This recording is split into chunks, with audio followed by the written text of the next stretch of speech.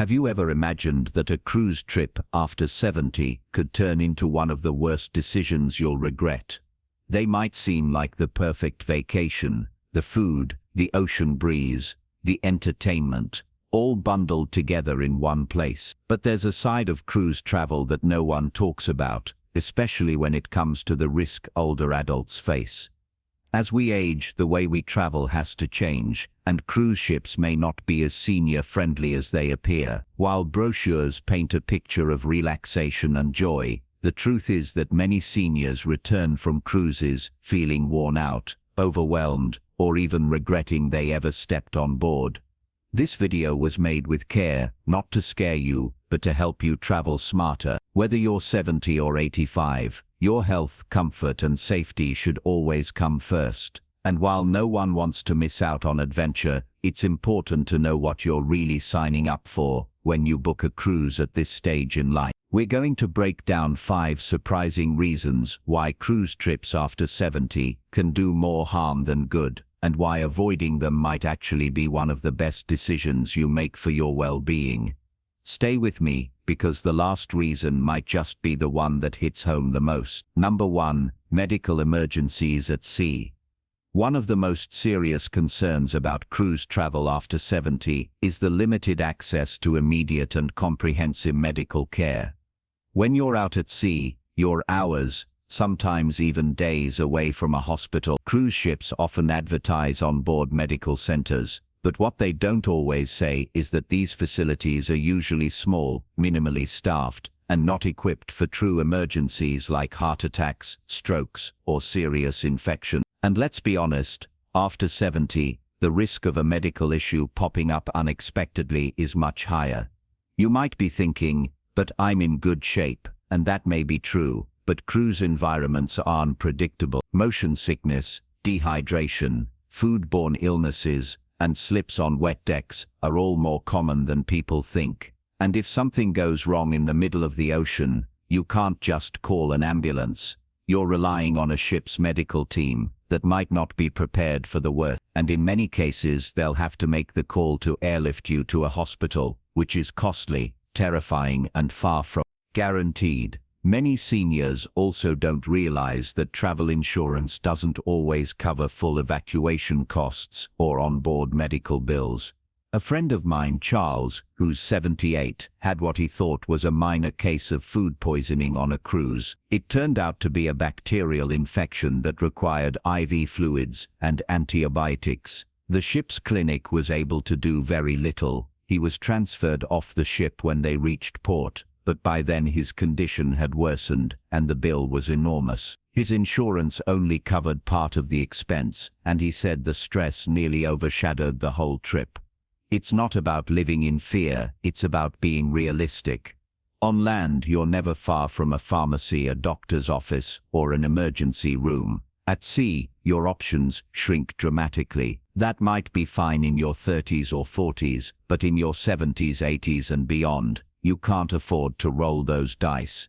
You deserve peace of mind when you travel, not the constant worry of what if something happens out here. Cruises may offer convenience and glamour, but they're not built for fast medical response, and after 70, having quick access to care isn't a luxury, it's a necessity.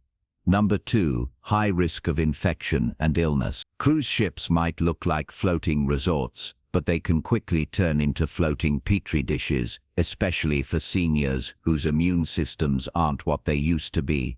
After 70, your body simply doesn't fight off bacteria and viruses the same way it did in your younger years. That means an environment filled with thousands of people, sharing buffet lines, public restrooms, air-conditioned spaces, and tight quarters, is the perfect storm for catching something nasty. One of the most well-known culprits is norovirus. It spreads like wildfire on cruises, through handrails, utensils, door handles, and even elevator buttons, and the symptoms are brutal: vomiting, diarrhea, cramps, fever. For a 30-year-old, it's unpleasant. For a 75-year-old with high blood pressure or kidney issues, it can be downright dangerous. And even worse, the ship may quarantine you in your cabin alone for the remainder of your trip. Imagine Imagine paying thousands of dollars to sit in a tiny room with stomach cramps, barely able to eat or move, all while missing out on everything you came for. It's not just stomach bugs either. Respiratory infections also thrive in cruise environments, especially during the winter months when people spend more time indoors. And while some people bounce back from a cold in a few days, older adults can wind up with complications like bronchitis or pneumonia. I remember a woman named Grace, 82, who caught what she thought was a mild cold on a Caribbean cruise. By the time she returned home, it had developed into pneumonia, and she ended up in the hospital for 2 weeks.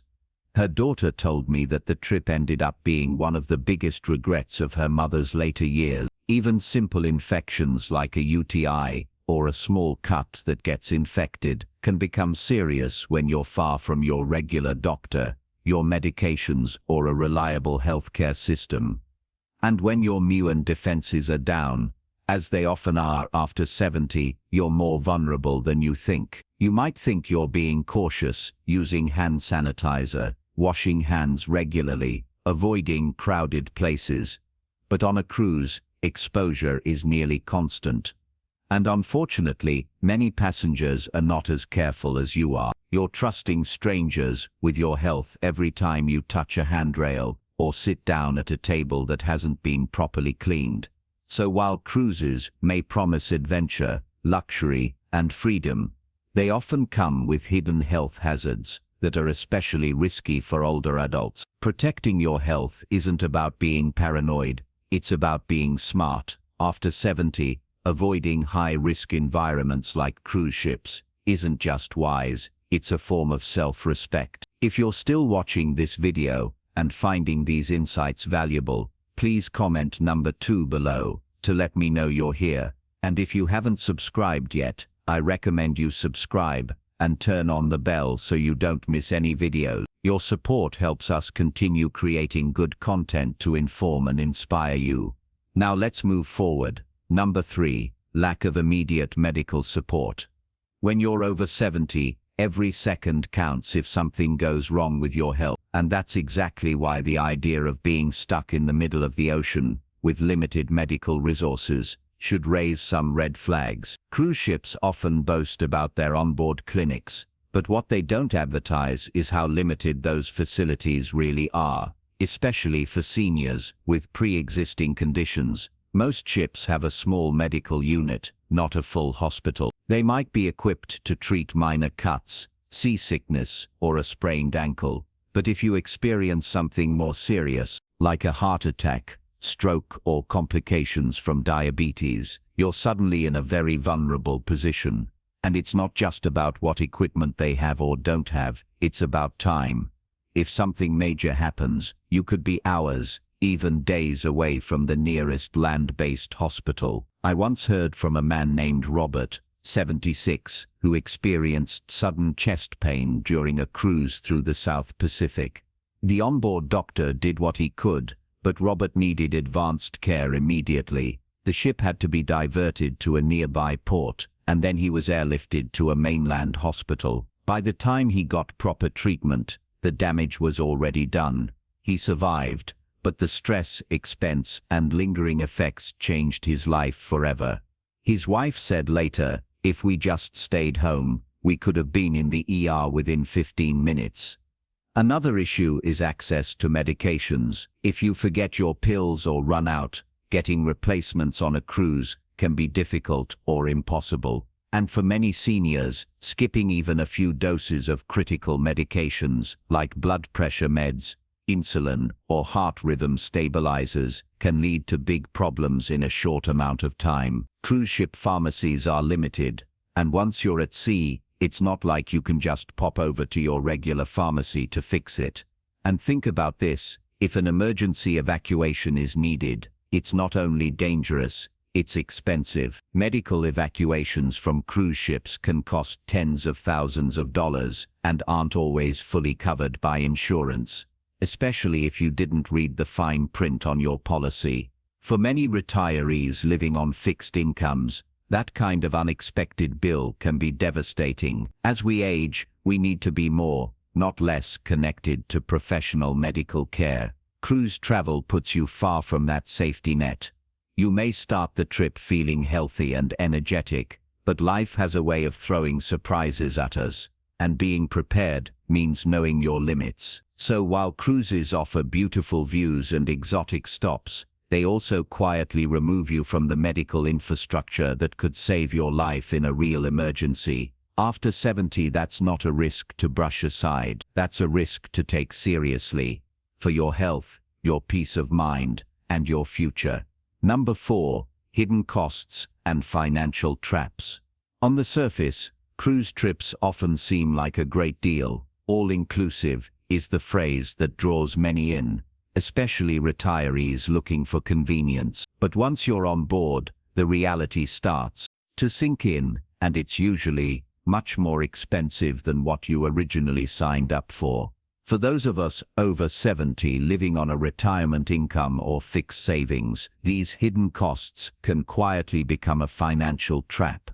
Let's start with the basics. That affordable cruise fare you see advertised, it rarely includes everything. You'll often pay extra for excursions, drinks, premium dining, internet, tips, onboard medical services, and even basic necessities like laundry. And because everything is charged to your room with a tap of a card, it's easy to lose track of how much you're spending until you get the final bill. I know a woman named Sharon, 74, who booked a budget-friendly cruise for her and her sister. By the time she got off the ship, she owed nearly 3 times the original fare, just from the small add-ons that kept piling up. Then there are the upgrades that get pushed at every corner: better rooms, priority boarding, specialty meals. It's designed to make you feel like you're missing out unless you spend more. And many seniors, not wanting to feel left behind or cheap, give in without realizing they're being manipulated. That kind of emotional spending can damage your finances more than you think, especially if you're trying to make your retirement funds last. Insurance is another hidden cost that often goes overlooked. Most cruises strongly recommend travel insurance, and if you're over 70, the premiums can be significantly higher. And even with insurance, many policies don't fully cover cancellations due to age-related health issues or pre-existing conditions. That means if you get sick right before the trip and need to cancel, you might not get your money back. It's a heartbreaking lesson many have learned too late. And let's not forget scams. Yes, even on cruises. From overpriced shore excursions, booked through shady vendors, to onboard sales that pressure you into buying things you don't need.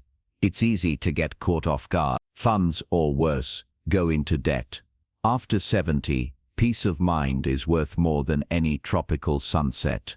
You've worked hard for your money, and it should serve your well-being, not be drained by cleverly marketed luxuries. So before you book that cruise, take a hard look at the real costs, not just the ticket price, but the emotional and financial strain that may follow. Because once you're on board, saying no isn't always as easy as it sounds. If you're still watching this video and finding these insights valuable, please comment number 4 below to let me know you're here. And if you haven't subscribed yet, I recommend you subscribe and turn on the bell so you don't miss any videos. Your support helps us continue creating good content to inform and inspire you. Now, let's move forward. Number 5. Disrupted routines and sleep patterns. One of the most underrated but impactful reasons to think twice about cruise trips after 70 is how much they can disrupt your daily routines. And at this age, routines aren't just about convenience. They're about maintaining stability, health, and mental balance. On a cruise, that familiar rhythm of life is turned upside down, and the effects can linger far beyond the vacation itself. Think about your normal day. You probably wake up around the same time, eat certain foods, maybe take a walk or watch the news, and go to bed when your body feels ready. But on a cruise, everything is thrown off. Meals are at fixed times that don't always match your natural hunger cues. The food is rich, salty, or sugary, which can lead to digestive issues, especially for those with sensitive stomachs or conditions like diabetes or acid reflux. Add in the constant noise, flashing lights, and stimulation, and your body may start feeling overwhelmed before the first day is over. Sleep in particular becomes a real struggle. Cruise cabins are notoriously small and not always soundproof. You might hear people walking the halls late at night,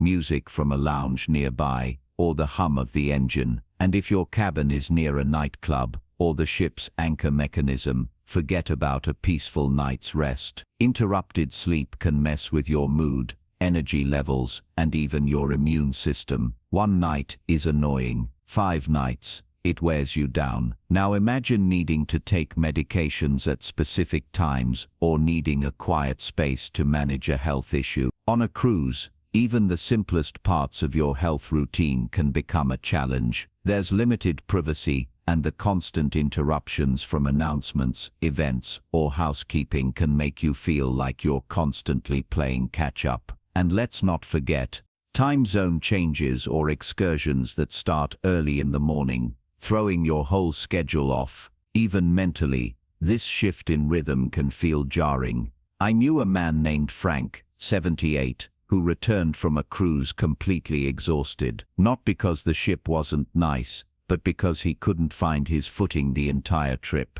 His sleep suffered. He didn't eat like he normally would, and he said he felt more tired afterward than when he left.